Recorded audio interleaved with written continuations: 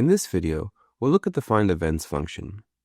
These are events that have been configured using the Canary admin client within the Calcs and Events tile. For this video, we'll look specifically at the tower temp example seen here. We'll reference the event type, the source. This is only used for asset-based events. When the event starts and ends, the duration of the event, if the event is set to notify a user, and the event's properties. This event has two properties which calculate the max temp and average water level after the event concludes. To begin, click the Find Events button. We'll first select the tower temp event. This drop-down contains all the event types that are configured in the events database.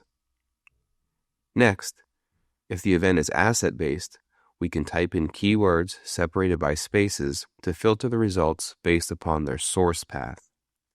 If an event is not asset-based, it will not have a source path. So maybe I'm only concerned about the events pertaining to the Como district. Then we'll set a time frame of where to look. Times can be relative, such as day and now, or we can choose an actual date time using the drop-down. For this example, we'll select an actual start time. Then choose a relative time of 2 p.m. on the current day. To do that, we'll use the keyword day to normalize to the beginning of the day, then add 14 hours or 14H. Next, determine which type of events to include. If they are active during the time range, started or ended during the time range, both started and ended during the time range, or are still in process and have not ended. I'll select the first one, anything that was active. Decide the sort order, descending or ascending, based on when the event started. The duration parameter will filter events based upon their length. So if we only want to return events that are greater than or equal to 15 minutes, I can specify that here. Next, we can do further filtration based upon the event's properties. If you recall, this event had two properties, the max temperature and the average water level.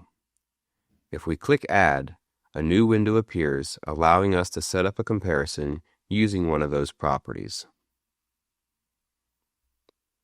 The last type of filtering is based upon a recipient's email address if the event is configured to notify someone. The user can input keywords separated by spaces.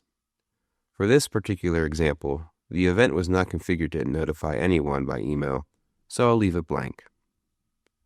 Finally, the user can choose which display columns to return.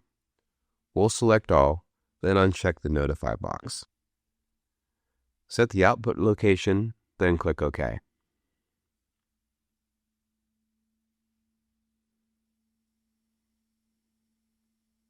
So that's how you can retrieve events using the Excel add-in. Thanks for watching.